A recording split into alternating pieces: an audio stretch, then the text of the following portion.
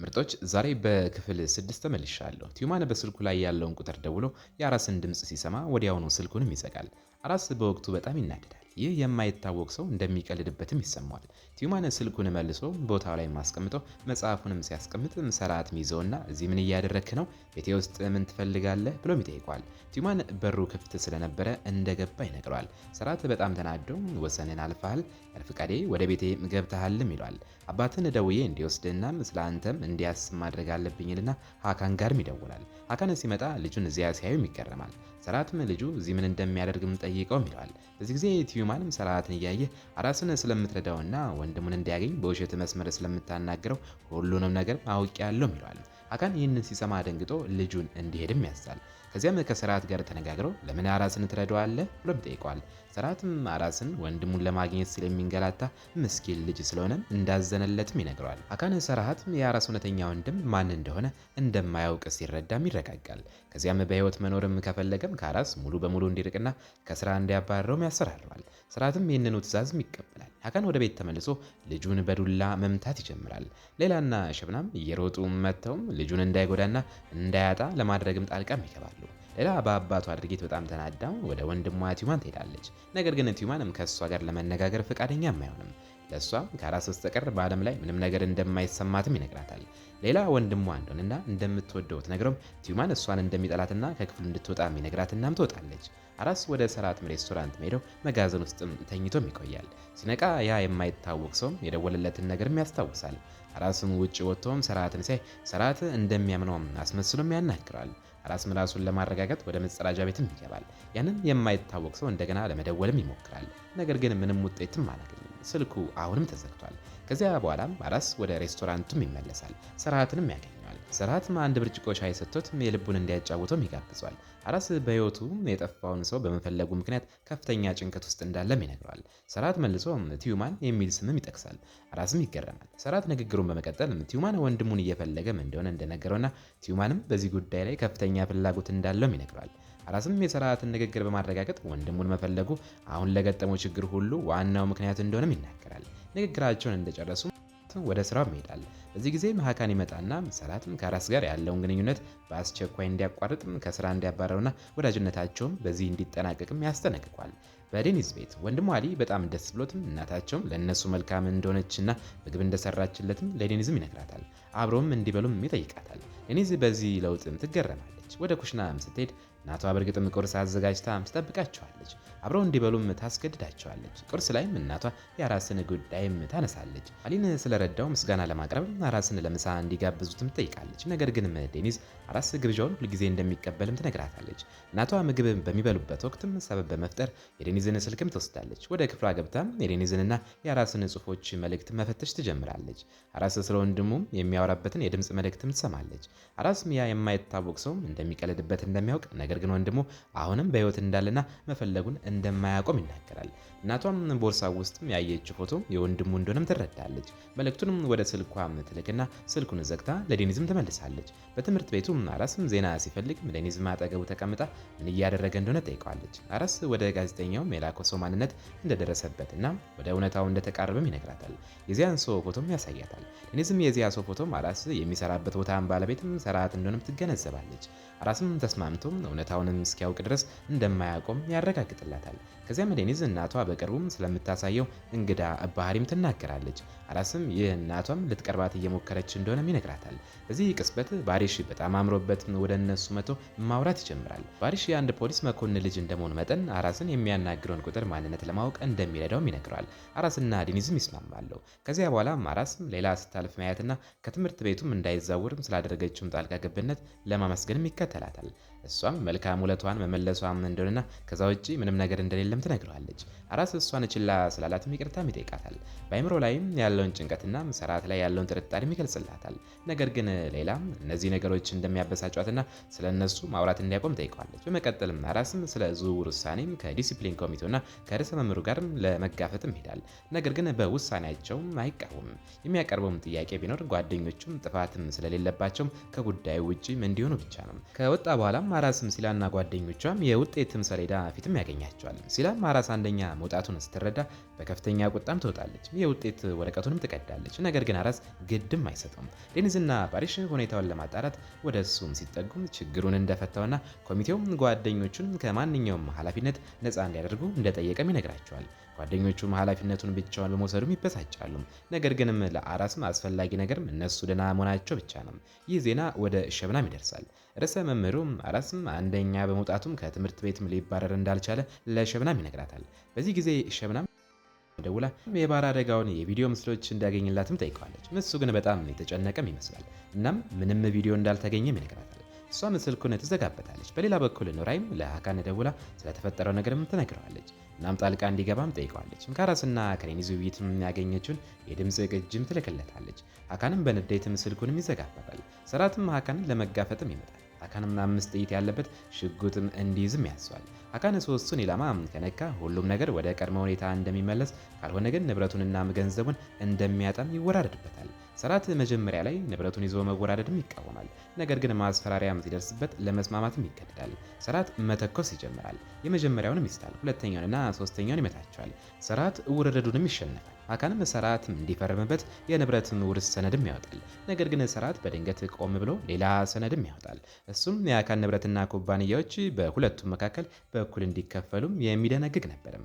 ሀካን ይደነቃል። ሰራትም ካልተስማማ ቲዩማን የአራስ እውነተኛ ወንድም መሆኑን ለአራስ እንደሚነግረውም ያስፈራረዋል።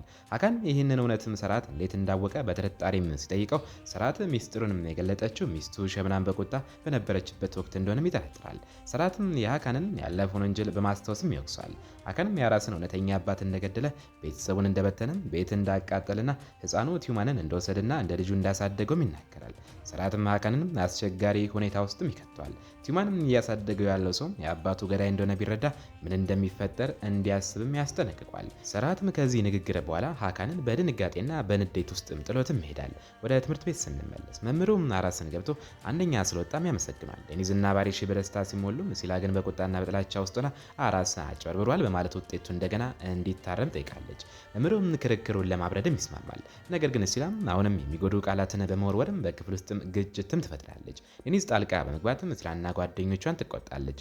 በህይወታችሁ ላይ ከማተኮር ይልቅ ስለ ውበትና ስለ ሜካፕ ብቻ መጨነቃችሁ ነው ለዚህ ያደረሳችሁ ብላም ትናገራለች። ከክፍሉም ከወጡ በኋላ ባሪሽም ከጓደኞቹ ጋር ተቀምጠው አባቱ መጥቶም ችግሩን እንደሚፈታላቸውም ይነግራቸዋል። አባቱም ሲመጣ ባሪሽ በነበረበት ሁኔታም ይቆጣል። ነገር ግን ባሪሽ በምርመራው እንዲረዳቸው የአራስን ስልክ ቁጥር ለአባቱ ለመስጠትም ይገደዳል። በዚህ ጊዜ ቲዩማን ይመጣናም ስለ አንድ በጣም አስፈላጊ ጉዳይ ማውራትም ስላለባቸው አራስን እንዲከተለው ይጠይቋል። ጓደኞቹ ቢቃወሙም አራስም ተስማምቶም ከቲዩማን ጋርም ይሄዳል። መንገድ ላይ ቲዩማንም ስለ መቃብርም ያወራል። አራስን ወደ መቃብሩም እንደሚወስደውና በአይኑም እንዲያየውም እንደሚፈልግም ይነግረዋል። ይህ አራስ ቲዩማን አይምሮውን ስቷል ብሎ እንዲያስብም ያደርገዋል። በዚህ ጊዜ ሀካን ወደ ቤቱም ተመልሶም በከፍተኛ ጭንቀት ውስጥ ሆኖ ሸብናምንም ያገኛታል። ሸብናም ጭንቀቱን ስትጠይቀው ሀካን ያለፈ ታሪኩን እየተከታተላቸው እንደሆነና ሰራትም ሁሉንም ነገር እንደሚያጋልጥም እያስፈራራቸው እንደሆነም ይነግራታል። በሀካንና በሸብናም ቤት ውስጥ ውጥረትም ቀጥሏል። ሸብናም አራስን ለማረጋጋትም እየሞከረችም ከሰራት ጋር በራሷ መንገድ እንደምትታገልና እንደምታስወግደውም ትነግረዋለች። ምንም ይሁን ምን ልጇ ቲዩማንን ማንም እንዲወስድባትም አትፈቅድም። ስልኳን አውጥታም ቲዩማንም ልትደውል ስትል ሀካንም ይከለክላታል። ጥርጣሬ እንዳይፈጠር በጥበብና በአርቀው ማስተዋይነት እንዲንቀሳቀሱም ያሳስባታል። ሀካን የቲዩማን እውነተኛ ወንድም ማን እንደሆነ እንደምታውቅም ሸብናምን ይጠይቃታል። እሷም በአደጋው እንደሞተ እንደምታስብም ትነግረዋለች። ሀካን ግን አራስ የቲዩማን እውነተኛ ወንድም እንደሆነ በመናገር እውነታውንም ይገልጥላታል። ሸብናም ይህንን ስትሰማ ደንግጣም ትቀራለች። ሀካን ልጇን ከአራስ እንዲያርቀውም ትለምነዋለች። እውነታውን ካወቀም ቲዩማን እንደሚጎዳም ትሰጋለች። ቲዩማንም ከእርሷ ማህፀን ባይወለድም እሷ አሳድገው ተንከባክበውና እንደ ነፍሷ የምትወደውም ልጅ እንደሆነም እያለቀሰችም ትናገራለች። የሀካን ረዳት መጥቶም ቲዩማን በፖሊስ ጣቢያ እንዳለም ይነግራቸዋል። በቲዩማንና በአራስ መሃል በተፈጠረ ግጭት ምክንያትም የተከሰተ የትራፊክ አደጋ እንደነበረም ያብራራል። ሀካንና ሸብናም ወደ ፖሊስ ጣቢያም ይሮጣሉ። ሀካን ከፖሊስ አዛዡ ጋር በመነጋገርም ጉዳዩን ጨርሶ ቲዩማንንም ያስወጣል። ሀካን በልጁ ተናደውም በግድ መኪና ውስጥም ያስገባል። በዚህ መሃልም ሌላም ከአራስ ጋር ተገናኝታ ምን እንደተፈጠረና መኪናውን ማን እየነዳ እንደነበረም ጠይቀዋለች። አራስም በቁጭትና በቁጣም ስለተፈጠረው ችግር ሁሉ ወንድሟም ተጠያቂ እንደሆነ ነግሯትም ትቷትም ይሄዳል። አራስ ወደ ስራ ተመልሶ ክስተቶቹን ማያያዝም ይጀምራል።